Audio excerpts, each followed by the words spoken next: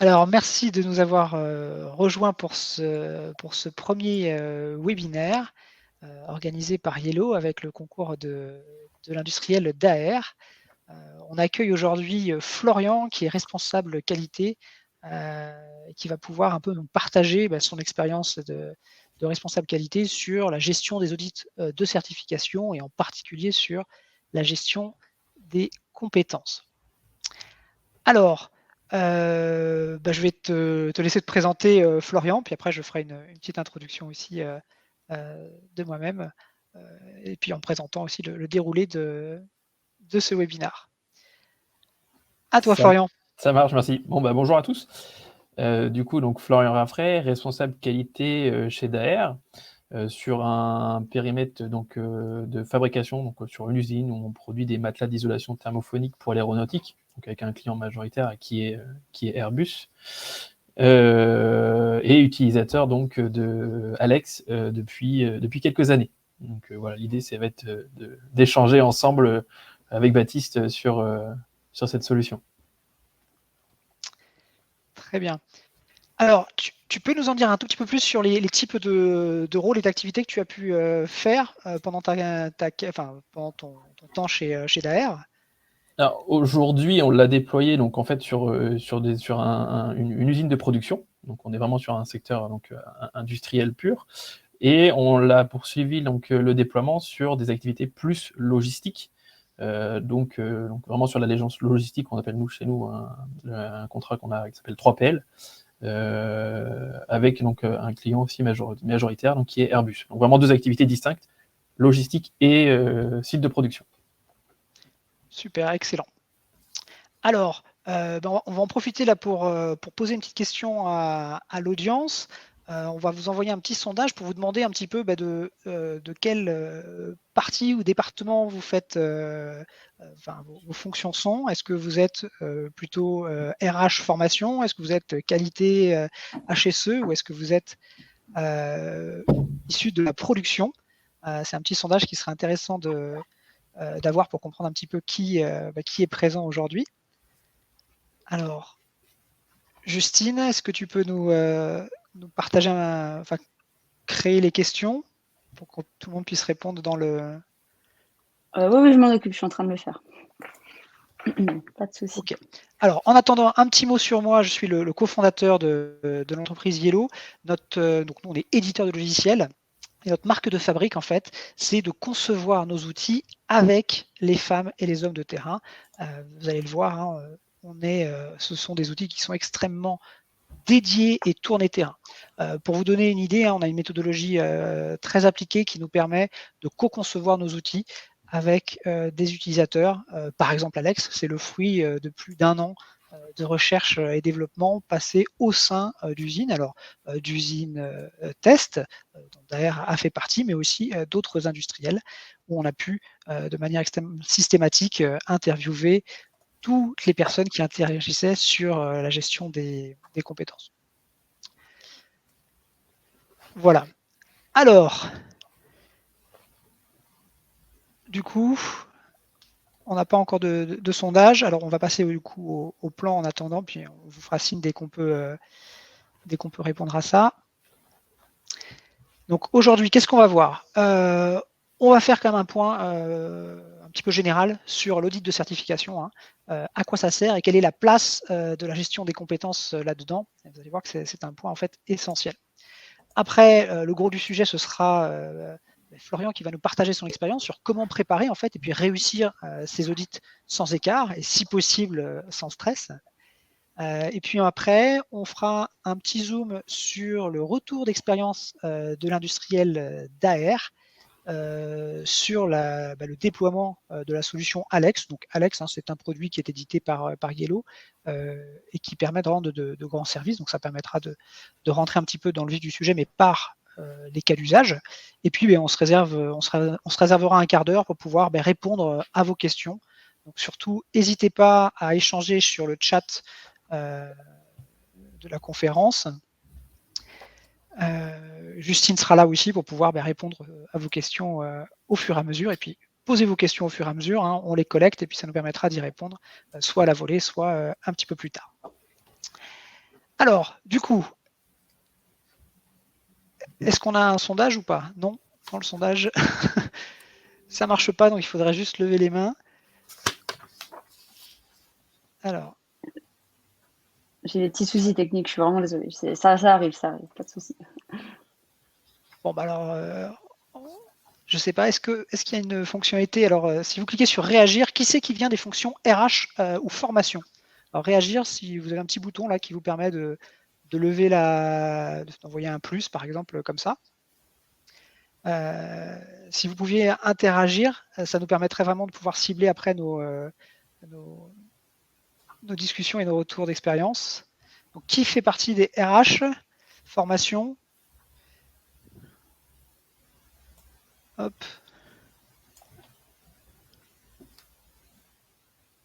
Ok, donc on a quelques plus. Qui fait partie, qui est issu du monde de la prod?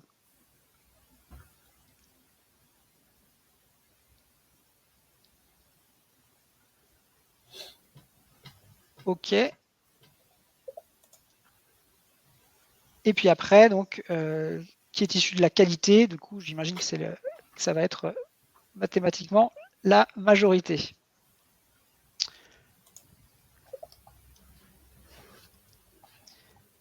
Ok, très bien. Issu du commercial aussi. Bon, bah, c'est bien, on a des gens extrêmement variés. Ah oui, donc intéressant aussi, hein, de quel secteur vous êtes issu. Donc là, on va parler de manière très générale, hein, et en particulier d'ailleurs, bah, c'est un industriel qui a une centaine de métiers parce qu'il est lui-même industriel et il opère aussi pour de nombreux industriels. Donc ça permet de se projeter dans des cas d'usage extrêmement variés. Nous, pour information, chez Yellow, on travaille avec des clients de tout secteur, hein.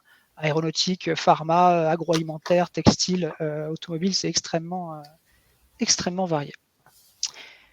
Impeccable. Bon, bah super, je vois qu'il y a pas mal de réponses. Eh bien, on va pouvoir débuter du coup. Florian, est-ce que tu peux nous décrire, à quoi ça sert le guide de certification et pourquoi quelle est la place de la gestion des compétences là-dedans? À toi la parole. Donc côté gestion des compétences, donc c'est quelque chose qui pour nous est très important parce qu'en fait côté qualité, donc on est toujours amené à être en général certifié en fait par rapport à soit des demandes clients ou des choix au niveau du groupe. Et on sait très bien que lorsqu'on va être audité, les auditeurs donc vont être souvent amenés à avoir un fil rouge qui pourra avoir un lien, les compétences, par rapport à ce qu'ils vont voir sur le terrain, par rapport à ce qui va être découvert au fur et à mesure de la réalisation de l'audit. Donc cette certification est quelque chose qui est très important pour nous. D'une, parce que ça nous permet de déterminer donc, les compétences nécessaires, de s'assurer que les personnes en fait ont la compétence basée sur une formation qui a été vraiment déployée, et le cas échéant aussi pour pouvoir montrer que si on veut évaluer l'efficacité de ces actions, on a besoin de montrer des choses. Donc, cette certification, voilà, c'est des choses qui sont connues à peu près de tout le monde. Si on parle d'ISO 9001, pour la partie aéronautique, nous, on a d'autres certifications qui sont un peu plus poussées, où on va avoir des choses derrière, on va devoir faire avoir des revues périodiques sur le renouvellement de ces certifications. Donc, c'est vrai que les compétences sont vraiment quelque chose qui est le cœur de notre gestion du quotidien. Alors là, juste à l'écran, j'ai affiché vraiment ce que dit la norme ISO 9001, qui est la première norme auquel on peut prétendre, hein, sur le paragraphe 7.2 de la gestion des compétences. Donc c'est effectivement ce que tu décris. Est-ce que tu peux nous en dire un peu plus sur des normes qui sont plus poussées, par exemple la 9100 ou l'IATF pour l'automobile ou pour les normes pharmaceutiques? Si on prend donc le N9800, donc c'est juste une déclinaison de l'ISO 9001 avec quelques spécifications. Et donc, comme je disais tout à l'heure, là, pour la gestion des compétences, ce qu'il va y avoir en supplément, ça va être cette gestion en fait, de pouvoir démontrer qu'on a bien une revue périodique de ces compétences. C'est pas juste j'ai démontré que j'ai des compétences. Derrière, je dois m'assurer en fait qu'elles sont présentes et que je vérifie que les personnes les ont toujours. Donc vraiment cette notion de périodicité. Côté automobile, la particularité, c'est qu'il y a avoir les partages d'objectifs de polyvalence auprès des équipes. On a des choses, mais aussi on va les partager jusque sur le bout du terrain. Ok. Donc vraiment, l'ISO 9001, c'est le socle. Après, on rajoute quelques petites choses. Donc, par exemple, le suivi périodique. Je sais que dans l'automobile, on a des exigences encore un peu supérieures en disant il faut aussi pouvoir partager les compétences de l'équipe à tous les membres de l'équipe et les objectifs de polyvalence. C'est des choses qui sont obligatoires à afficher dans les ateliers pour que tout le monde, justement, ait une vision et une notion de qu'est-ce qu'il faut pour pouvoir opérer la ligne de production. Très bien. Alors, du coup, tu disais que c'était le fil rouge. Est-ce que tu peux nous en dire un petit peu plus pourquoi c'est le fil rouge de l'auditeur, la certif? En fait, on sait toujours que pendant un audit de certification, il y a tous les process vont être balayés. On va très bien aussi bien passer du temps en salle à observer les process de l'entreprise, mais aussi on va aller passer du temps sur le terrain. Et en général, ce qui se passe souvent, c'est que l'auditeur va auditionner des collaborateurs, et derrière, il va vouloir s'assurer que ces personnes-là ont bien les compétences requises par rapport au poste auquel elles étaient en train d'exercer. Et donc, c'est vrai que en général, c'est pour ça que j'utilise le terme fil rouge, c'est que quand on va vraiment revenir en salle ou regarder des process de formation, des process de gestion des compétences, qu'est-ce qui va ressortir? Ça va être forcément les personnes qu'il a vues auparavant lors de sa découverte du terrain, et ça va permettre de vérifier que ces personnes-là ont bien le parcours de formation qui était avec, les compétences qui sont nécessaires, et que tout est bien sécurisé, tout est bien enregistré, sauvegardé, qu'on a bien les preuves associées. Et juste pour, comme on disait tout à l'heure, c'est vrai que la certification, c'est quand même un gage de confiance essentiel. On est toujours en train de penser client, et cette certification, ou ces certifications, sont là aussi pour montrer qu'on met le client au centre de nos attentes. Ok. Donc, c'est les fameuses questions de l'auditeur qui se promènent sur la ligne de production ou dans le flux logistique et qui demandent à quelqu'un, tiens, qu'est-ce que tu es en train de faire? Qu'est-ce qu'il faut pour que tu puisses opérer ce poste? Et puis, comment tu as été formé? C'est ça. Et en fonction des industries, on peut même demander, prouve-moi que tu as bien été formé il y a 3 ans, par exemple, et pas juste aujourd'hui. Très bien. Alors, on a pris une petite statistique sur l'utilisation la gestion des compétences dans les entreprises françaises. Alors, hop, Justine, si tu peux passer sur la slide suivante, s'il te plaît. Voilà. Donc, très grossièrement, ça montre un petit peu l'appétence des boîtes et leur manière dont ils gèrent les compétences. Donc, on peut voir qu'en gros, il y a quand même un tiers des boîtes qui ne gèrent pas les compétences ou qui les gèrent moyennement dans leur process. Bien sûr que tout le monde veut les gérer, mais comment est-ce que c'est implémenté ou pas dans la réalité? Donc, on a une petite question pour l'audience, de savoir un petit peu, vous, dans votre entreprise, pareil, est-ce que vous, quel est votre niveau de maturité en fait dans la gestion des compétences? Dans quelle catégorie vous vous situeriez? Alors, on a le bouton sondage sur la droite qui va vous permettre d'y répondre. Alors, ah oui, zut. Désolé, on enchaîne les problèmes techniques. Là, je vois que Justine a perdu la connexion. Pas de bol. Donc, c'est la question, on y répondra plus tard. Alors, une question tout aussi importante. Alors, tac, on va changer du coup.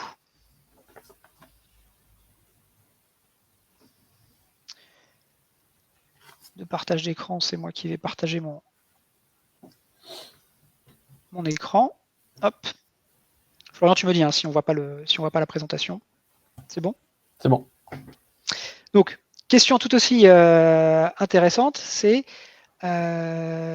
qui aujourd'hui a eu des écarts lors de ces audits de certification? Alors, je vais commencer la question avec toi, Florian. Est-ce que tu as comment se passent classiquement tes audits de certification? Je dirais que les écarts sur des problèmes de compétences, malheureusement, en fait, c'est des choses qui peuvent se trouver très facilement. parce qu'on n'est jamais infaillible sur nos matrices Excel. On a toujours été habitué à avoir des fichiers très complexes, très compliqués. Et puis, suffit qu'à un moment, on est obligé de cocher une case, de mettre à jour une colonne, d'un document qui a été scanné mais qu'on a perdu. Donc, malheureusement, c'est quelque chose qui est très facile pour les auditeurs, en fait, de remonter en écart sur sur la gestion des compétences. Si on creuse, c'est quelque chose sur lequel on peut facilement trouver des points faibles. Et on peut même le dire, c'est même quasi systématique en fait. Moi, j'ai beaucoup parlé avec des auditeurs et puis de nombreux industriels. Si l'auditeur veut trouver un problème ou un écart, il lui suffit d'aller sur ce paragraphe de la gestion des compétences et il est quasiment sûr de trouver un écart. En fait, c'est quelque chose de tout à fait logique. Hein. Quand on prend une population, par exemple, de 100 opérateurs, chaque opérateur, il a environ une centaine de compétences à suivre. Alors, quand on parle de compétences, hein, c'est un terme très générique. Hein, on va s'intéresser aussi bien aux habilitations, aux obligations réglementaires, que est-ce qu'il a été formé sur telle procédure, est-ce qu'il est validé sur telle AIPI, par exemple, etc. Donc, sans collaborateurs, sans compétences, qui plus est, ce sont des compétences qui expirent dans le temps, donc que l'on doit suivre, voilà, on est à 10 000 points de mesure. On est à 10 000 preuves à collecter et à suivre. Et à suivre, c'est-à-dire à suivre dans le temps, et puis surtout à archiver, parce que c'est ça aussi qui va intéresser l'auditeur, hein, c'est la capacité à assurer une traçabilité de ces formations et les formations des collaborateurs. Donc on est sur un problème simplement mathématique de grande quantité de données. Alors je vous donnais un chiffre de 100, c'est un chiffre moyen. Hein, par exemple, dans l'aéronautique sur des lignes d'Airbus, on est à 350 compétences fines que l'on suit par collaborateur. Dans des boîtes de pharma, on a certaines boîtes où on est à plus de 450 compétences suivies. Alors bien sûr, hein, on va extrêmement loin dans le détail, mais c'est ce qui est représentatif en fait des processus des entreprises. Donc c'est quelque chose qui est en fait ingérable dans des matrices Excel et qui plus est, c'est un travail qui est collaboratif hein, parce qu'on va s'intéresser aussi bien aux compétences terrain-métier qu'aux compétences d'habilitation ou de procédés spéciaux que de compétences réglementaires et d'autres habilitations type CACES. Alors, est-ce que, Florian, tu peux nous décrire un petit peu comment est-ce qu'on se prépare à un audit? Qu'est-ce qu'il faut faire? Quelles sont les étapes pour pouvoir préparer son audit? Donc, dans la préparation de l'audit, hein, toujours les étapes primordiales, ça va être de vérifier en fait les compétences qui sont présentes et qui sont identifiées, qu'elles collent bien à la réalité sur le terrain. Parce que du coup, comme on disait tout à l'heure, quand on va aller faire un audit sur le terrain, on va identifier des postes, on va identifier des secteurs. Donc, il va falloir s'assurer que on ait bien des compétences associées à chaque poste ou chaque secteur qui ont été identifiés. Derrière, pour ces compétences, il va falloir qu'on puisse démontrer qu'elles ont bien été acquises. Donc, on va falloir, du coup, comme tu disais tout à l'heure, il va y avoir une gestion des preuves. Il va falloir qu'on génère des preuves. Donc, du coup, on va être sur une quantité énorme de preuves. Et qui dit preuve, qui dit compétence, il y a un moment aussi, on va falloir qu'on parle de renouvellement. Parce que c'est bien, on a une compétence qui est identifiée, la personne, en effet, a eu cette compétence, mais qu'est-ce qui me dit qu'au bout d'une certaine période, en fonction de certaines compétences, qu'elle l'a toujours, et qu'elle est toujours compétente. Donc il y a cette étape de renouvellement aussi qui va être importante à vérifier, donc, toujours dans cette étape de préparation. Donc on vérifie que les compétences elles sont présentes, on vérifie que j'ai les preuves pour les personnes qui ont la compétence à jour, et on vérifie que les renouvellements sont toujours bien effectués. Pareil, quand je vais avoir des nouvelles personnes, je vais créer des suivis, des formations, des tutorats. Je vais planifier donc des tutorats, mais du coup, il va falloir s'assurer que ces tutorats, ils sont bien sûr à jour, ils sont suivis, et que derrière ces tutorats, les preuves qui sont générées soient bien présentes, et puis que derrière, ces preuves qui ont été générées sont suivies, sont enregistrées, et du coup sont présentes aussi dans ma matrice. L'autre aussi paramètre qu'il faut qu'on prenne en compte et qu'on surveille, ça va être tout ce qui est entrée-sortie du personnel. Parce que bien sûr, comme on disait, si l'auditeur veut creuser, on n'est jamais à l'abri qu'on a une personne qui est rentrée lundi et puis elle est passée à l'AS, elle a été oubliée d'être intégrée, elle a été oubliée d'être identifiée au niveau de ses compétences, on a oublié également de planifier son tutorat, ou à l'inverse, des personnes qui sont parties, qui sont toujours présentes dans notre matrice, et qui du coup vont fausser éventuellement des objectifs qu'on a d'identifier en besoin sur le poste. Donc voilà, donc il y a quand même pas mal d'étapes qui sont, on a quand même l'idée, c'était quand même de de schématiser grossièrement, mais bon, c'est un sujet normalement qui parle à tout le monde. On sait que si on veut bien préparer son audit sur la partie gestion des compétences, si on veut être propre, on sait que ça va prendre du temps. On va devoir passer un peu de temps, même beaucoup de temps, à vérifier, à s'assurer que tout ça est bien à jour. Quand tu dis beaucoup de temps, est-ce que tu peux nous décrire, nous donner un petit peu des volumétries de combien de temps ça prend Ça au dépendra. quotidien et puis aussi en préparation d'audit? Ouais. Alors, Alex, bien sûr, hein, ouais. vraiment sur les outils que l'on a, que tu Si, avais jusqu'à présent.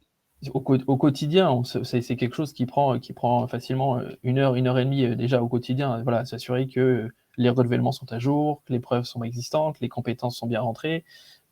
Par contre, pour la partie préparation avant un audit, alors, théoriquement, on ne devrait pas avoir ce temps à consacrer, mais ça peut être plus d'1 semaine facilement. Parce qu'en fonction, comme on a dit tout à l'heure, de la volumétrie des preuves.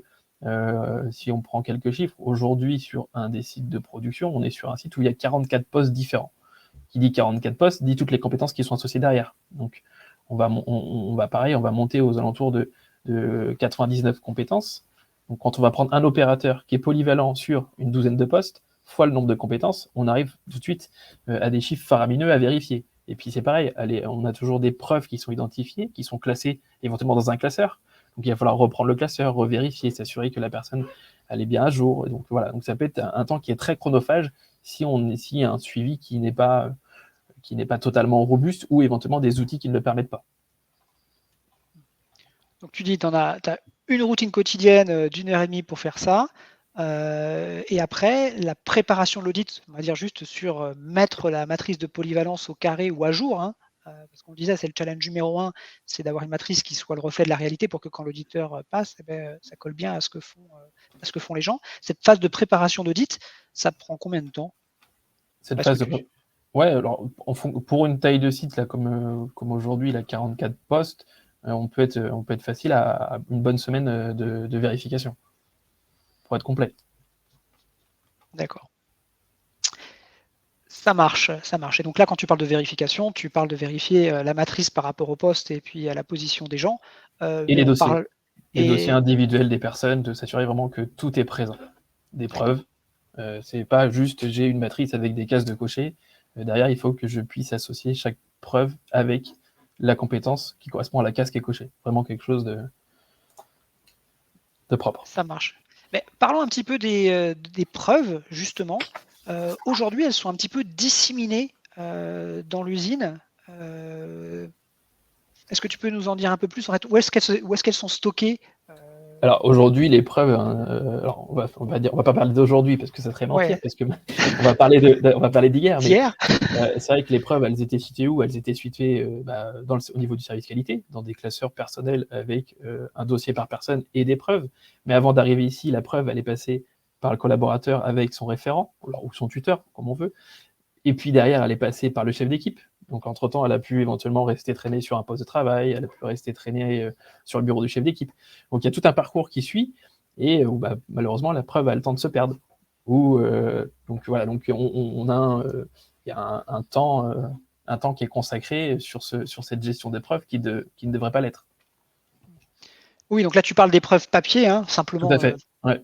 Purement les feuilles d'émargement, simplement ça, déjà, elles sont papier, elles sont volantes, elles peuvent se perdre. Et puis après, elles sont aussi stockées à différents endroits parce que les tuteurs vont stocker leurs preuves à un certain endroit, la qualité va stocker les formations qu'ils réalisent à un autre endroit, les RH vont aussi avoir le dossier du personnel avec d'autres types de preuves de formation qui vont collecter, et cette disparité du stockage, ça rajoute en fait de la complexité pour répondre après aux questions des auditeurs. Donnez-moi les preuves de formation pour ce collaborateur sur ce poste de travail. Et on n'a pas rajouté l'option archivage. Parce que bien sûr, un collaborateur qui part peut aussi revenir. Donc à un moment, il faudra retrouver éventuellement des preuves qu'il a eues pour savoir quelles compétences il avait à l'époque et est-ce qu'il y a tout son dossier. Donc ça peut être encore, suivant la gestion de l'archivage, ça peut être encore une autre étape qui sera peut-être très compliquée à récupérer en version papier. D'accord. Super. Super, super. Sur le suivi des tutorats, quelle est votre maturité aujourd'hui sur ton site en particulier? Est-ce qu'il est poussé? Combien de compétences vous suivez dans un tutorat? Est-ce que c'est quelque chose Aujourd'hui, on a une gestion des tutorats qui correspond à un tutorat, un poste. Donc quand je dis un poste, c'est un poste de travail. Donc derrière, avec un nombre de compétences associées au poste. Et donc on va avoir donc on va parler de référent. Le terme qu'on utilise, ce sera le terme référent. Donc on a un référent qui sera associé sur son poste de travail. Donc le collaborateur qui arrive, s'il sera polyvalent, il pourra passer dans les mains de plusieurs référents, donc avoir plusieurs, ça va intégrer son parcours de formation, et du coup donc découvrir différents postes, derrière valider plusieurs compétences, et du coup pour pouvoir être de façon autonome après sur son poste de travail. D'accord. Et alors, quid de quand vous avez une procédure qui est mise à jour, c'est quoi le process et du coup, qu'est-ce que ça impacte là dans cette collection de preuves et cette maintien de matrice? Tiens, on met à jour une procédure sur un poste de travail. Alors, il y a deux solutions. On est sur des procédures qui sont propres au poste de travail pour réaliser une tâche spécifique, alors sur la réalisation d'un produit, on va dire. Et bah, du coup, il va falloir qu'on reforme chaque personne sur cette mise à jour. Et du coup, on va l'intégrer en fait, soit sous forme d'une mise à jour de compétences, ou autrement sous une forme autre qui sera un peu plus, on va dire, moins moderne, avec une version, un support papier. Mais voilà, l'idée, c'est toujours d'essayer de la tracer et de pouvoir l'intégrer, qu'elle soit prise en compte avec cette évolution de compétences. Parce que du coup, ça impacte la compétence en question. Ok, très bien. Alors, on va juste, je vais couper mon écran une seconde. Parfait. Du coup, quelles sont les solutions qui existent aujourd'hui, qui sont à disposition des industriels pour gérer ces compétences et ces quantités de preuves? Il y a bien sûr Excel, que tu as utilisé et pratiqué pendant de nombreuses années. Il y a d'autres solutions qui existent. Par exemple, stocker ça dans des ERP ou un module SAP, par exemple. Il y a aussi des fonctionnalités parfois dans les SIRH qui permettent de gérer une partie des qualifications. Est-ce que tu as un retour d'expérience sur ces solutions, on va dire, classiques qui existent aujourd'hui? Je pense que comme beaucoup de personnes, après je veux pas faire l'avocat du diable, mais la solution Excel est ce qui était la solution qui paraissait la plus simple et la plus pertinente, donc c'est ce que on a eu l'occasion de découvrir sur beaucoup de sites. Et le problème des solutions Excel, c'est que c'est bien quand c'est mis en place. En général, il y a toujours quelqu'un qui va rajouter une petite touche avec d'automatisation, avec des macros, des choses comme ça, qui, le jour où ça tombe en panne, on a la personne qui est plus là. Donc du coup, on se retrouve un peu embêté parce qu'il faut repasser sur un mode manuel pour générer, remplir les champs donnés de la matrice. On se retrouve à avoir un nombre de colonnes phénoménal par rapport au poste, un nombre de lignes énorme par rapport aux compétences, et puis sans oublier derrière qu'il faut rajouter les entrées-sorties du personnel, les personnes qui sont présentes, suivre les renouvellements. Donc en fait, on se retrouve sur des fichiers qui sont, on va dire, imbuvables, mais c'est pas des solutions qui devraient exister pour pouvoir gérer des compétences, sachant que derrière, on doit pouvoir démontrer notre bonne gestion lors des certifications, aussi bien pour le client que les organismes de certification. Et je pense qu'une image est plus parlante sur ce genre de sujet. Oui, tout à fait. Donc effectivement, Excel, hein, ça a énormément de limites. Là, c'est moi qui vais partager un petit peu le retour d'expérience d'autres clients avec qui nous travaillons. Quand ils utilisent des modules dédiés, type ERP ou type SIRH, ils se retrouvent très vite bloqués en fait, ou limités à pouvoir y gérer que les habilitations ou les formations réglementaires. C'est-à-dire que la notion de compétences métiers, dès qu'on va rentrer un petit peu dans le tutorat et dans la procédure, ces outils-là ne sont pas simplement conçus pour, et ils n'arrivent pas à gérer ça là-dedans. Alors, on vous met aussi, donc ça y est, les sondages fonctionnent. On vous a mis sur la droite, vous avez à côté du chat un bouton sondage. Si vous pouvez prendre quelques minutes pour répondre aux différentes questions, on serait intéressé aussi de savoir chez vous, comment est-ce que vous gérez les compétences, votre suivi des compétences aujourd'hui avec quel type d'outils. Donc, on parle de Excel, on parle des ERP, on parle des SIRH ou outils de formation, et on parle aussi d'outils métiers dédiés. Peut-être que certains de vous connaissent Alex, on va pouvoir rentrer dans le détail après. Il y a peut-être d'autres entreprises qui ont fabriqué leurs propres outils pour pouvoir gérer et suivre cette polyvalence au poste. Je vous laisse une petite minute là pour pouvoir répondre aux questions du sondage. Et puis on va pouvoir passer sur le retour d'expérience de Florian et de l'entreprise d'AR sur l'utilisation d'un outil métier dédié, en l'occurrence Alex. Voilà, donc, je vous laisse une petite minute.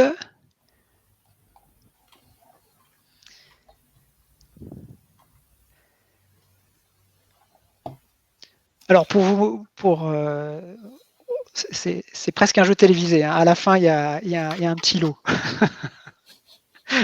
Sur la réponse de sondage, quelle que soit la réponse. Hein. Il n'y a pas une bonne réponse.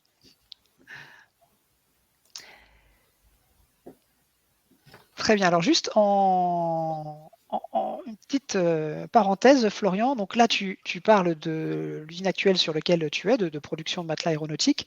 Quand tu travaillais dans la logistique, sur le hub, par exemple, 3PL d'Airbus à Saint-Nazaire, est-ce que les problématiques sont... Enfin, quelle est la différence en fait? Quelles sont les...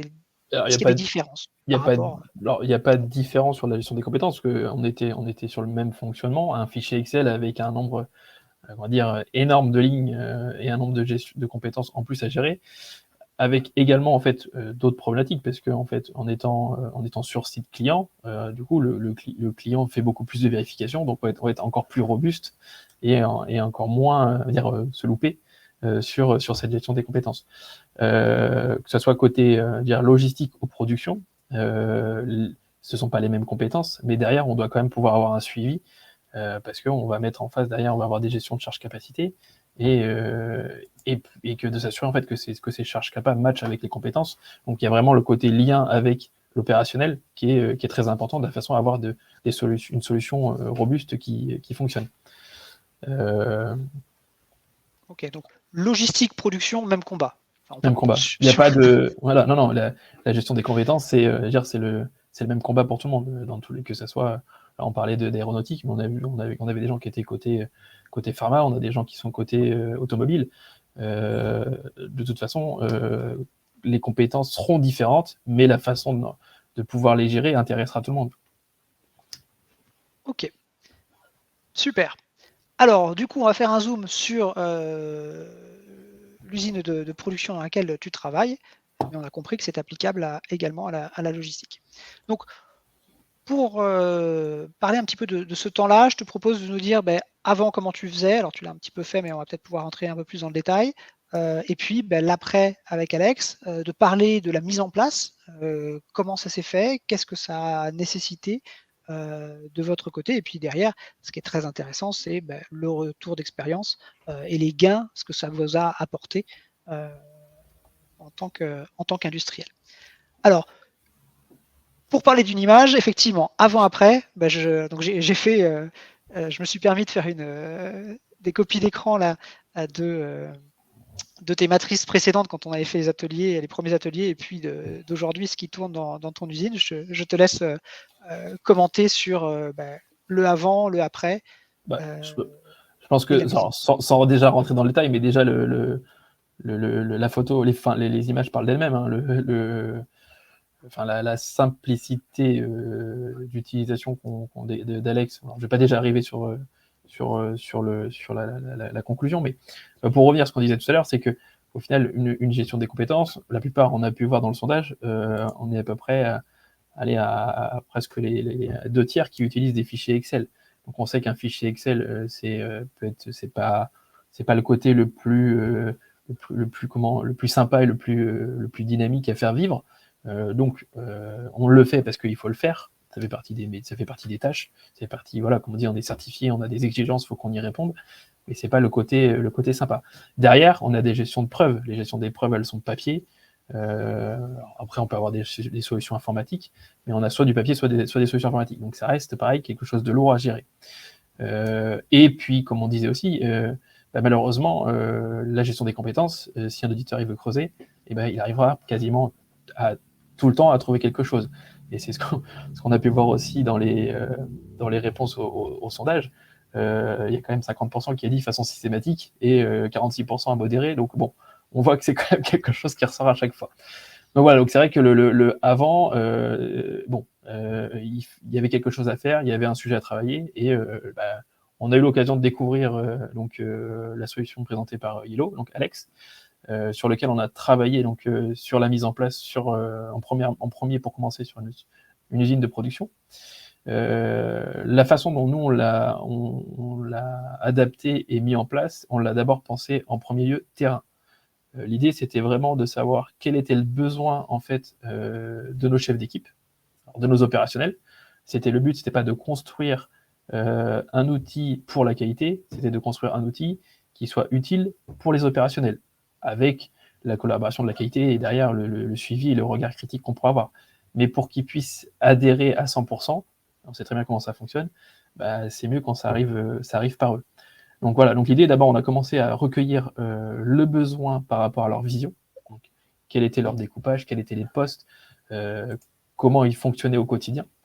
Et derrière ça, on a généré en fait un catalogue de compétences par rapport aux postes que eux ils avaient identifiés. Donc là, le catalogue de compétences, par contre, c'était plus côté qualité qui a été identifié. Donc les deux premières tâches importantes, comme je disais, donc les postes, le catalogue de compétences, et derrière on a rentré tout un listing de collaborateurs auxquels on a affecté des rôles, et on a affecté aussi à des groupes pour pouvoir avoir un lien avec des chefs d'équipe et aussi savoir dans quelle unité organisationnelle ils se situaient. Parce qu'en fait, dedans, on parle d'unité organisationnelle. Donc, une unité organisationnelle, ça pourrait être un site, ça pourrait être une zone dans un entrepôt, une activité, on va dire, spécifique. Sur ce site de production, on a pris le choix de dire, voilà, le site est divisé en 2 zones, donc on a 2 unités dans lesquelles on va avoir un certain nombre de postes. Comme je disais tout à l'heure, plus d'une quarantaine de postes. Une fois qu'on avait identifié ces 3 choses, du coup, on a commencé à faire vivre la matrice et en intégrant l'existant. Donc, on est parti de notre fichier Excel qui était un peu pas très sexy, et on a commencé à le migrer dans la solution donc, de Yellow. Donc, on peut voir sur l'image de droite. Et on voit que déjà, visuellement, c'est quand même plus sympa à utiliser. C'est quand même un côté un peu, comme je disais en rigolant, user-friendly. C'est vrai que c'est sympa, c'est vivant. Je simplifie ma vision. Donc, bien sûr qu'avec Excel, on peut faire des filtres sur des colonnes, des choses comme ça. Mais là, chaque chef d'équipe a la vision de son équipe et de la zone qui lui correspond. Donc du coup, au lieu de passer à un fichier qui était de base, quand on l'ouvrait, qui faisait 200 ou 300 lignes, là déjà, il va avoir peut-être, suivant son périmètre, peut-être que 15 collaborateurs ou 30, ça dépendra des secteurs. Donc c'est pas mal d'avoir quelque chose de plus simple. Donc du coup, on va monter en compétence les gens, donc on va les identifier. Donc on est sur du fonctionnement comment IULO, donc quelque chose normalement qui parle à peu près à tout le monde.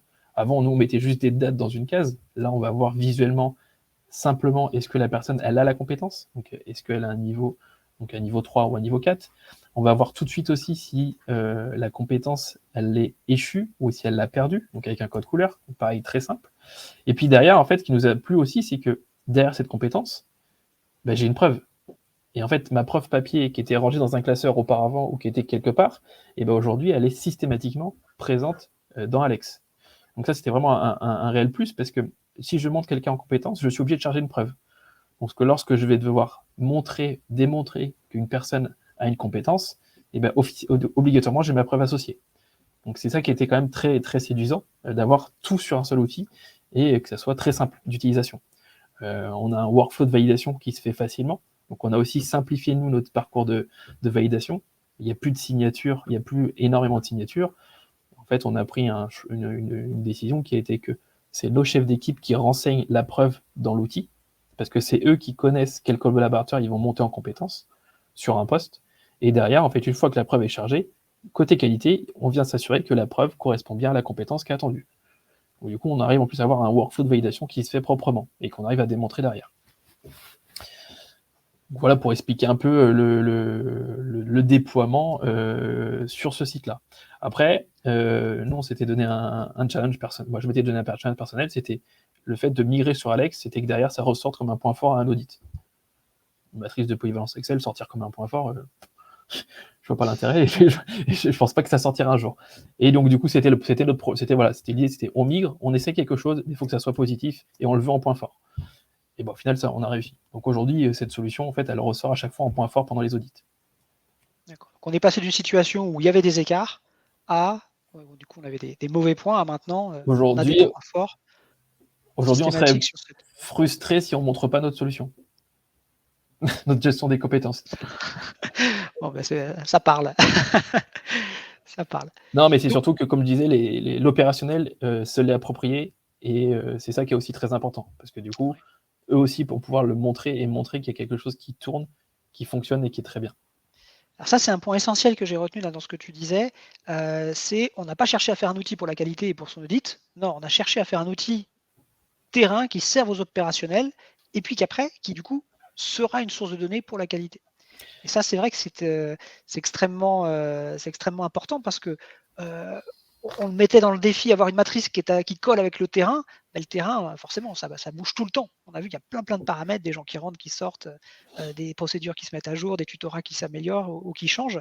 Donc, c'est bien en donnant la main à ceux qui font et en leur donnant la capacité de saisir ces informations qu'on arrive à avoir quelque chose qui est à jour et qui est le reflet de la réalité. C'est ça. Pour la petite anecdote, à force de dérive sur la version Excel, à la fin, j'avais pris la décision d'interdire l'accès à cette matrice à qui que ce soit, à part la qualité. Et du coup, le fait de rechanger sur un autre outil, ils se sont réappropriés, ils ont repris la main, ils sont redevenus autonomes et ils font même plus de choses qu'avant.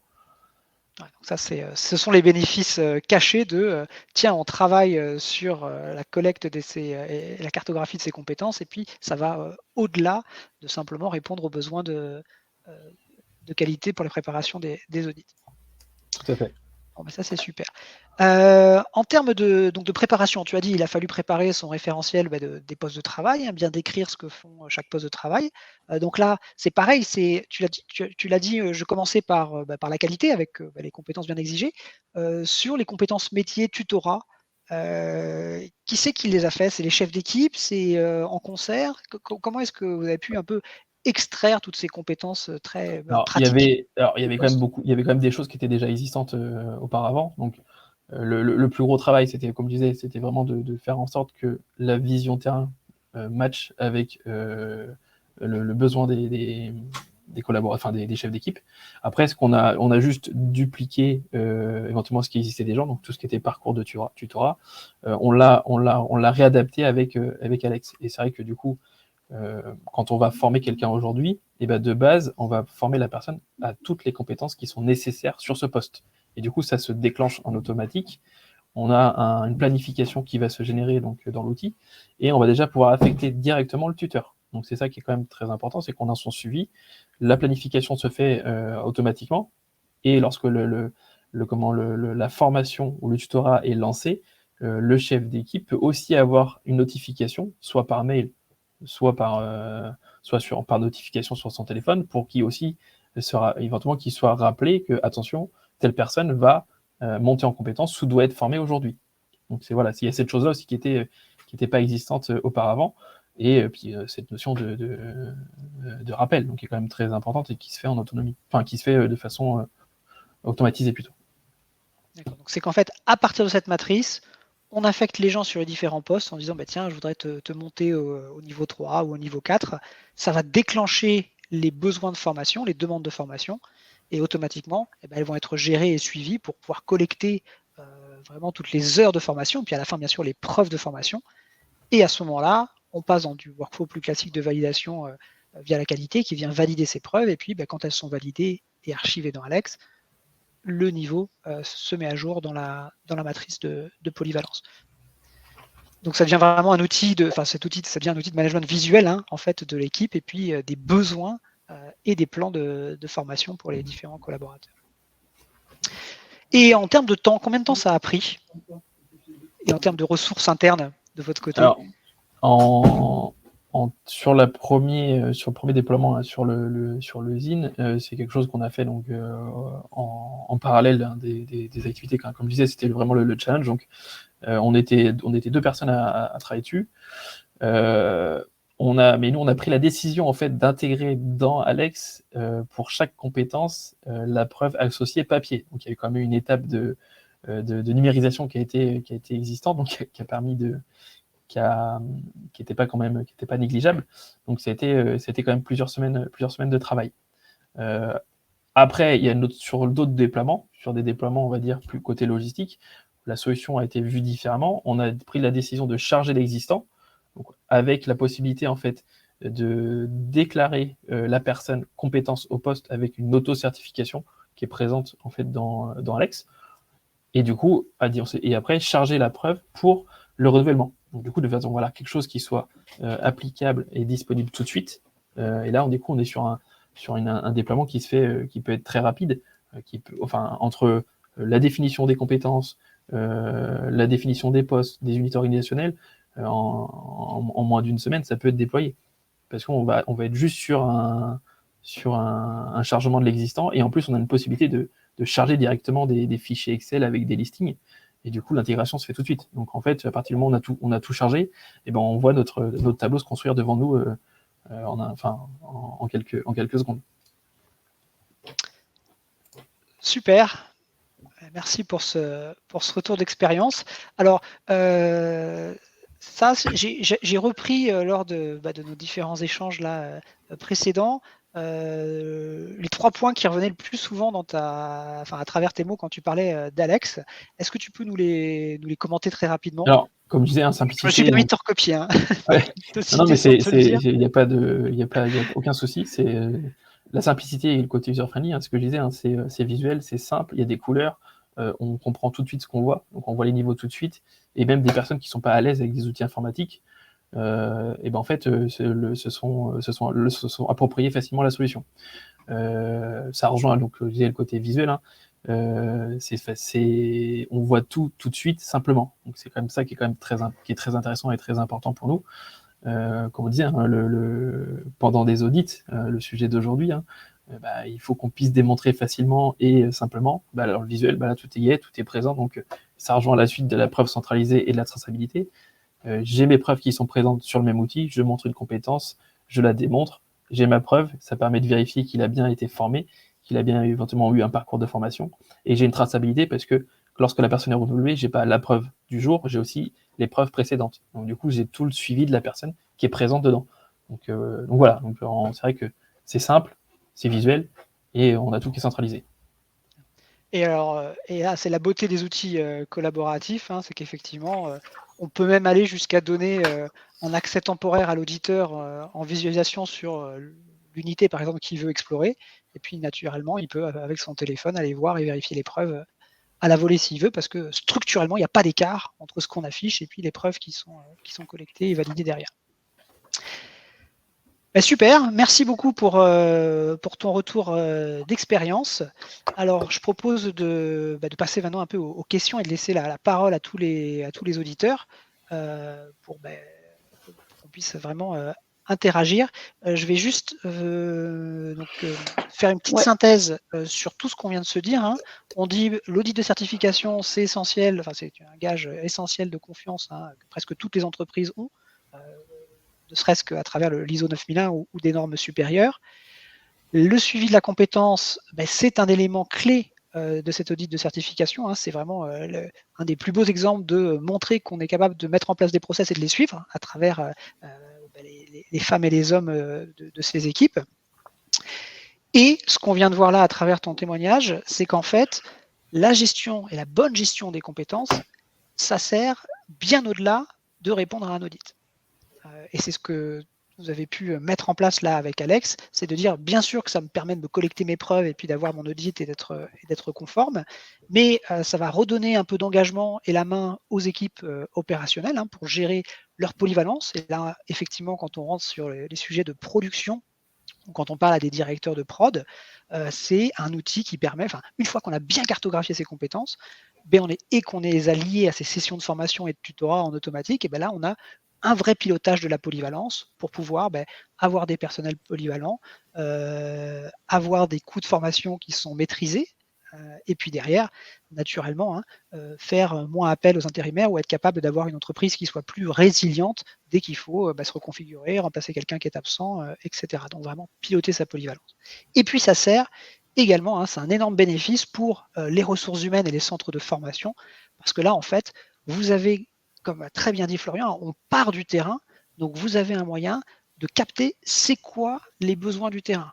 Où est-ce que mes gens sont affectés? Quelles compétences j'ai besoin? Donc pour les RH, ça leur donne une vue sur en fait, vraiment les définitions de postes extrêmement précises et en fonction de ce qui manque. Et ça permet même, quand on met un petit peu de méthodologie derrière de planification, de définir c'est quoi mon programme d'embauche sur les 2 ou 3 prochaines années en fonction de quelle polyvalence je veux et de combien de personnes je vais vouloir rajouter dans mon entreprise pour répondre à mes besoins de production. Et bien sûr, la mission aussi régalienne de cartographier les savoir-faire et d'assurer leur transmission. Et là, on va parler de la transmission notamment des savoir-faire à travers les tutorats.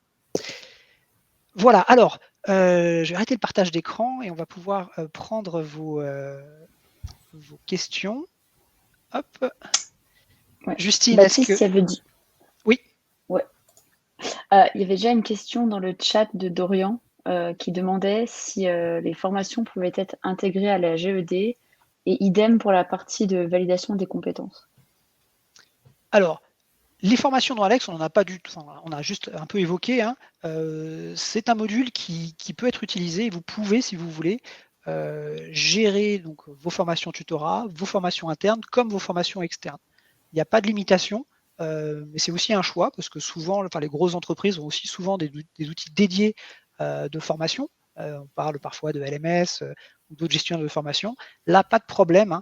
On va pouvoir intégrer les outils entre eux. Alors pour information, on a des API qui sont ouvertes qui permettent d'intégrer les outils et puis de définir aussi vos frontières en disant qu'est-ce que je veux gérer dans Alex ou pas, ou quelles sont les informations que je veux faire remonter dans d'autres logiciels. Donc la réponse c'est oui et c'est extrêmement ouvert. En termes de GED, alors oui, Alex, c'est aussi une GED, on vient stocker les preuves de formation, etc. Mais ce n'est pas une obligation. Vous pouvez tout à fait, alors ça il faudrait rentrer dans une démonstration du produit, mais vous pouvez simplement mettre un hyperlien vers votre document qui fait référence dans la GED. On pense par exemple aux procédures.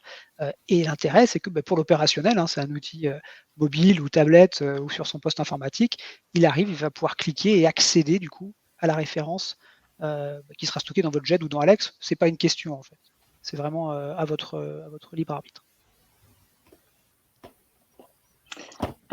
Super. Il y avait la question d'Alexandre. Donc, il demande comment garantissez-vous la mise à jour de l'application Alex lors d'un changement ou l'évolution de la compétence du poste?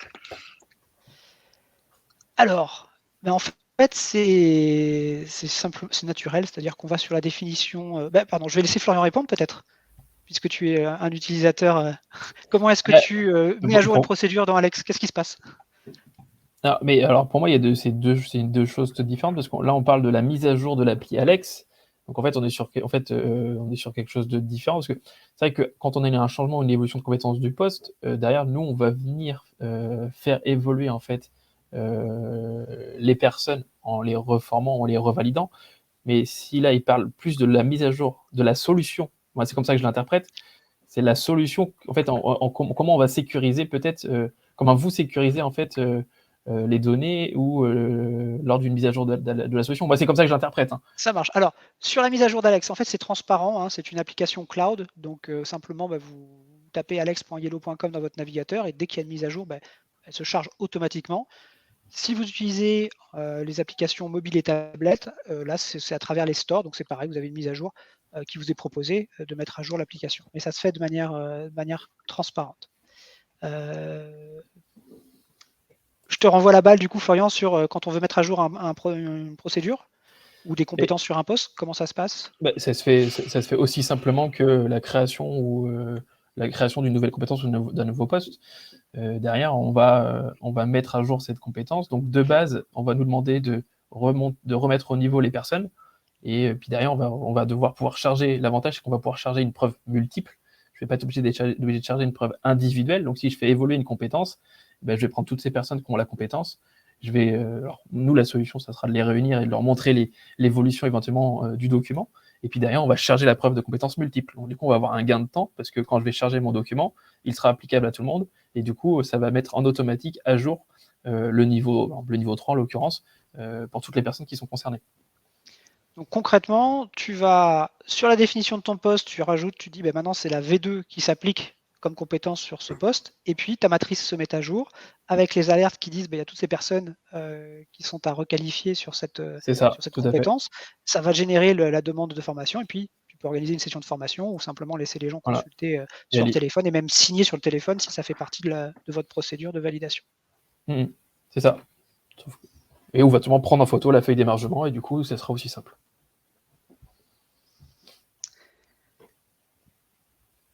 Très bien. Super. Je passe à la prochaine question. C'est à nouveau une question de Dorian. Enfin, il y a plusieurs questions dans la même question, donc je commence. Donc, il demande concernant les données, quelle taille possible et si c'est un cloud, où sont mes données? Au final, question du respect de la RGPD et aussi la validation du SI, comment se passe cette étape? Ça marche. Donc oui, c'est une application cloud. Les données, elles sont sauvegardées en fait sur différents centres de données, parce que nous derrière, on vous garantit que les données sont durables.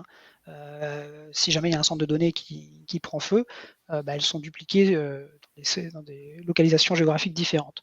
Nous, nos centres de données, ils sont en France et en Irlande européenne. Donc aucun problème là-dessus. En termes de durabilité des données, on a des entreprises.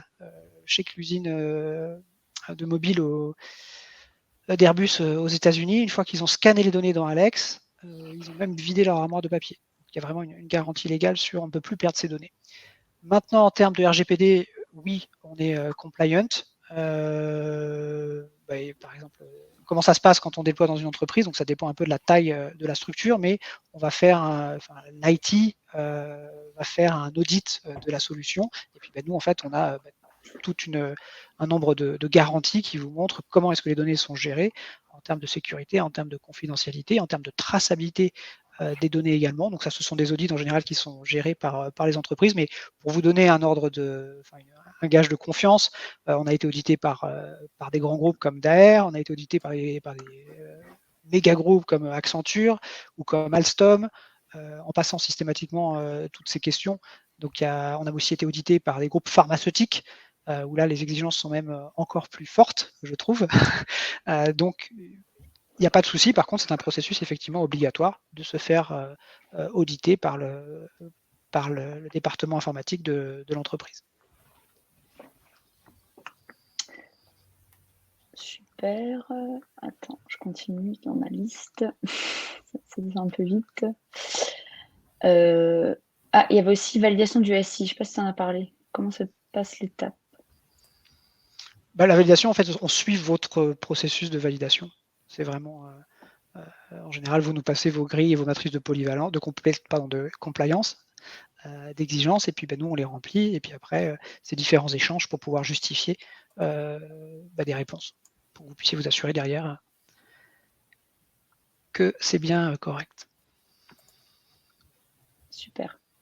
Il y avait Valérie après. Non, pardon, il y avait d'abord Paul. Les questions, elles se sont mises les unes après les autres. Je suis juste en train de regarder. Non, Maxime, pardon. Maxime qui demande les critères de niveau sont uniques pour toutes les compétences. Alors là, on aurait besoin peut-être d'échanger pour être sûr de bien comprendre la question. Donc les niveaux, vous avez la possibilité de définir ce que signifie chaque niveau. Il y a des entreprises qui vont travailler sur 3 niveaux, d'autres sur 4 niveaux. C'est vraiment à vous. En fait, dans Alex, il y a un glossaire qui vous permet de venir redéfinir tout le vocabulaire qui est utilisé pour que ça colle vraiment à votre besoin. Après, à votre langage. Après, une fois que vous avez défini différents niveaux, effectivement, c'est cette définition qui va s'appliquer pour tous les postes dans votre entreprise. Encore une fois, le niveau n'est pas sur la compétence, il va être sur le poste de travail. Voilà. Mais là, je vous engage peut-être à prendre contact avec nous et puis organiser une petite démo d'une demi-heure pour qu'on puisse vraiment aller au au bout de ce sujet ou répondre à vos questions. Et donc Valérie qui demande, les preuves sont scannées et intégrées dans l'outil et l'application peut-elle générer des alertes pour les renouvellements de compétences? Absolument, c'est une des fonctionnalités majeures, hein, c'est ce qu'on voyait sur la matrice tout à l'heure, les carrés rouges. Alors Florian, il n'y avait pas de carré orange, mais effectivement, il y a des alertes qui sont reportées comme ça pour vous dire attention, les compétences sont expirées. Et puis quand elles sont en orange, en fait, c'est des alertes pour vous dire elles vont bientôt expirer. Et ça, c'est vous qui avez la maîtrise de dire tiens, une habilitation de conduite interne, je vais être prévenu 1 mois à l'avance, parce que c'est moi qui le fais en interne, c'est facile à renouveler. Si c'est un CACES, je vais être prévenu par exemple 3 mois à l'avance. Et donc ça, c'est simplement vous qui le paramétrez pour pouvoir avoir vos alertes. Et puis derrière, Alex va aussi vous envoyer des rapports hebdomadaires de toutes les compétences expirées ou qui arrivent bientôt à expiration, sur lesquelles il faut prendre des actions de formation.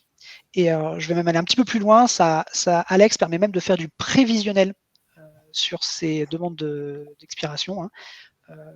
On est capable de faire des plannings, des plans de charge de formation à 6 mois, à 12 mois, tiens, dans mes équipes, dans 12 mois, il y a combien de compétences qui vont arriver à expiration et du coup, quelle formation il faudra passer et combien d'heures de formation je vais devoir provisionner. Donc, vous avez vraiment votre plan de charge de formation sur l'année à venir à mettre au regard de votre plan de prod pour pouvoir anticiper des vagues de formation ou des vagues de recrutement. Et donc, pour la question des preuves? Et la question des preuves, alors désolé, j'ai zappé. Les preuves, elles sont stockées dans le... Est-ce que tu peux me répéter la question sur les preuves? Oui, elle demandait si les preuves étaient scannées et stockées dans l'application. Oui, elles sont scannées et stockées, sauf si vous voulez les stocker ailleurs, auquel cas on peut simplement mettre un hyperlien pour pouvoir référencer la preuve. Mais oui, c'est une fonction de base de l'application. Le stockage et la traçabilité de ces preuves. Super. Et encore Dorian qui demandait quels étaient les niveaux d'automatisation, arrivée du collaborateur et départ, consultant, opérateur, stagiaire, etc. Eh ben, c'est à vous de les définir en fait, ces niveaux d'automatisation. Vous allez pouvoir définir vos rôles, les permissions pour chaque type de personne. Et après, les automatisations, vous avez des options. Je vais vous en donner un exemple. Par exemple, quand une personne a son contrat de travail qui expire, il a dépassé la fin de son contrat de travail, donc on pense à des périodes d'essai, à des intérimaires, à des CDD. Alex va envoyer une notification au chef d'équipe pour lui demander est-ce qu'un tel est toujours dans tes équipes ou pas? Et donc, il va répondre oui ou non. S'il répond oui, c'est Alex qui va automatiquement archiver le collaborateur. Donc, ça veut dire quoi? Ça va le sortir des matrices de polyvalence. Ça va bien sûr conserver tout son historique de preuves et son parcours de formation. Et ça va aussi le désinscrire des sessions de formation sur lesquelles il aurait pu être inscrit. Voilà. Et puis, s'il dit non, il est toujours dans mes équipes, on envoie c'est Alex qui prévient les RH en disant attention, il y a une date de contrat, il y a un contrat à renouveler, une date de contrat à mettre à jour. Donc après, il y a plein de petites choses comme ça, mais ça, il faut passer un petit peu de temps ensemble pour pouvoir aller dans le détail. Super. Je vois qu'il y a encore 2-3 questions. On est déjà 18h07, donc je vais essayer d'aller vite. Il y a Paul qui demande si sur des entreprises multisites, multi-pays, est-il possible et facile de gérer à la fois les compétences spécifiques au site, mais aussi des compétences définies comme nécessairement communes entre les sites? Donc oui, Alex, il a été conçu pour pouvoir être utilisé sur plusieurs sites et plusieurs pays. Aujourd'hui, l'application elle est disponible en français, en anglais, en espagnol et en allemand. Et après, c'est vraiment dans la configuration de l'outil où on va pouvoir définir, tiens, ça ce sont des compétences communes, des CACES par exemple qu'on va retrouver partout en Europe, ou ça ce sont des compétences spécifiques. On a tout un système d'étiquettes et de filtres qui vous permettent justement de gérer, on va dire, cette complexité lorsque l'on veut fusionner différentes activités. D'accord. Et Paul demande également en quoi l'outil était spécifique à l'entreprise, car la présentation semble donner l'impression que l'outil est développé pour Daher. Pour autant, je suppose que c'est surtout du paramétrage plus que du dev. Alors, ce n'est que du paramétrage. Alex est une application sur étagère. Il n'y a pas de code à faire, il n'y a pas de développement spécifique. Au contraire, ça c'est un positionnement très important. Donc, Daher a fait partie du laboratoire avec les gens avec qui on a pu concevoir cette application, mais ce n'est pas les seuls. On a d'autres entreprises. Je vois qu'il y avait Aperam, par exemple, qui était présent dans le chat, qui a fait partie de ces co-concepteurs. Hein. Et on en a en fait une dizaine d'entreprises avec qui on a pu travailler. Donc c'est absolument pas spécifique à cette entreprise. Et puis le meilleur exemple, hein, c'est nos clients aujourd'hui. Daher, c'est 10% de nos déploiements. Super. Et il y a Alain qui demandait comment on assure la formation de la solution. Alors la formation, c'est nous qui vous accompagnons à ça. Quand on déploie, hein, on a dit qu'on avait une partie de quelques semaines pour pouvoir faire des ateliers. Donc nous, ces ateliers qu'on va animer avec un représentant des RH, un représentant de la prod, un représentant de la qualité, pour pouvoir configurer, définir ces référentiels communs, former bien sûr ces key users, migrer les données, hein, c'est nous qui allons nous charger de migrer toutes vos données. Et puis après, on va passer à la formation, enfin au déploiement aux équipes et la formation. Et donc là, on s'en charge aussi. C'est des formations qui sont très rapides. Hein. Un chef d'équipe, par exemple, c'est 2 fois une demi-heure, sa formation. Et puis après, cette phase de pilote, normalement, vous êtes autonome pour pouvoir faire évoluer l'outil de manière indépendante, voire le déployer sur d'autres unités ou d'autres départements. Alors, je parle d'autres départements parce que c'est quelque chose en fait qui n'était pas nécessairement attendu, mais qui se passe quasiment systématiquement. C'est que c'est déployé sur des équipes de prod, et puis après, on s'en sert aussi pour gérer, nos clients s'en servent systématiquement aussi pour gérer des compétences de cadre. Par exemple, les compétences des managers opérationnels. Puis après, il y en a qui le déploient sur d'autres départements. Je sais que chez Daher, par exemple, là, c'est en train d'être déployé sur la population d'ingénieurs qualité. Donc, Florian, tu ne fais pas partie de la matrice de polyvalence de prod, mais tu vas voir, apparemment, tu vas aussi faire partie de la matrice de polyvalence de ton département. On a des entreprises qui l'ont déployé sur tout, sur les appros, sur les RH, jusqu'à une entreprise où le PDG s'est mis dedans pour pouvoir lister tous les savoir-faire qu'il a et qu'il veut transmettre lors de sa passation. Super Baptiste. Il y a deux questions restantes et après on pourra finir. Valérie qui demande si les supports de formation peuvent être également intégrés à l'application. Oui, vous avez la possibilité de joindre les supports de formation, notamment les tests QCM, et c'est que quand on vient les mettre à jour, on les met à jour à un seul moment, un seul endroit, et puis automatiquement le formateur, quand il démarre sa formation, il a la dernière version. Vous avez aussi la possibilité de simplement mettre des hyperliens vers une formation d'e-learning ou vers de la documentation en ligne, d'une JED ou d'un Qualnet, par exemple. Super. Et enfin, la dernière question, c'est pour Florian qui demande si chez Daher, comment hiérarchisez-vous l'ensemble des compétences que vous retrouvez dans l'appli avec des tags ou une codification? Avez-vous rencontré la difficulté du nombre de compétences à gérer? Alors, pour répondre simplement, oui, on utilise en fait une codification. Alors, du coup, la codification, c'était surtout derrière pour pouvoir se retrouver en fait dans la bibliothèque de compétences. Parce que, comme on disait depuis le dire tout à l'heure, en fait, en fonction des sites, on peut se retrouver à avoir des centaines de compétences.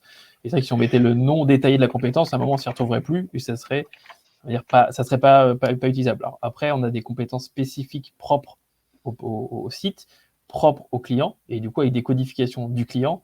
Donc, du coup, en fait, c'est vrai qu'on utilise la fonction codification. C'est ce qu'il y a de plus simple pour nous aujourd'hui.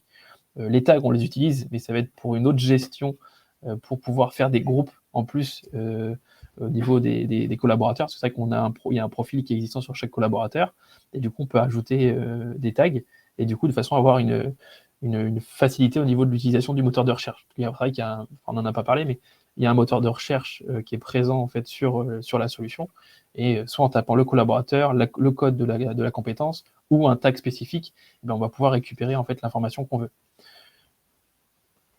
Concernant le nombre de compétences, alors avez-vous rencontré des difficultés sur le nombre de compétences à gérer? Alors, pour le moment, non, parce qu'en fait, on l'a fait step by step. Hein, on a préféré, au lieu de charger tout un site entier quand on est sur des grosses populations, on a préféré faire secteur par secteur pour pouvoir que les gens appréhendent au mieux la solution. Et si on chargeait tout d'un coup, en fait, derrière, on donne la visibilité limitée aux utilisateurs.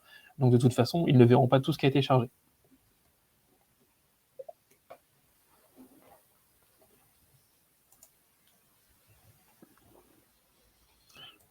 Super, il n'y avait plus de questions. Plus de questions. Si je pouvais, juste pour un mot de la fin, vu qu'il n'y avait pas de questions, moi personnellement, et même les personnes avec qui on l'utilise aujourd'hui, en fait, on est tous d'accord, hein, on n'a pas envie de revenir en arrière sur un fichier Excel. Et pour rien au monde, on voudrait revenir en arrière. Bon, bah, super, merci beaucoup Florian pour ce temps, merci à vous d'avoir participé et pour ceux donc, qui ont participé à ce webinaire et qui voudraient en savoir plus, donc vous pouvez bien sûr demander une démo, ça prend à peu près une demi-heure, vous avez un formulaire sur notre site internet yellow.com et on sera également heureux d'offrir une réduction de 25% sur la mise en place d'un pilote pour les personnes qui ont participé au webinaire. Donc profitez-en, hein, si c'est un sujet qui est d'actualité dans votre entreprise, demandez une démo, on organise ça avec vos opérationnels. Et puis si vous voulez aller plus loin, vous avez, on a enregistré la liste bien sûr des participants. Vous aurez cette réduction exceptionnelle suite à ce webinaire. Et je voudrais ajouter que le replay sera envoyé également si jamais vous souhaitez revenir sur la présentation ou partager avec un collègue. On vous partagera le replay. Très bien. Merci à tous. Merci à tous. Très bonne soirée. Merci, bonne soirée.